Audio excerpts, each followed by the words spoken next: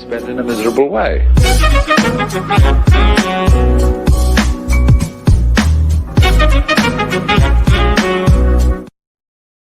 U.S. News Opinion: The Empty Quarters of U.S. Politics. The New York Times. Two missing species: libertarian voters and populist racist politicians. Opinion columnist Howard Schultz, the coffee billionaire, who imagined that he could attract broad support as a centrist, turns out to have a 4% versus 40% disapproval. Ralph Northam, a Democrat who won the governorship of Virginia in a landslide, is facing a firestorm of denunciation from his own party over racist images on his medical school yearbook page.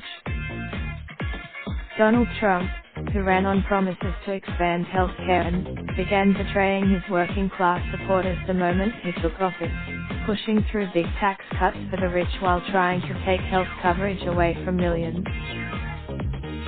These were, it turns out, related stories, all of them tied to the two great absences in American political life. Raindrop, drip, drop top, top smoking, no cooking the hot pot. Cracking, fucking on your bitch, yeah, that.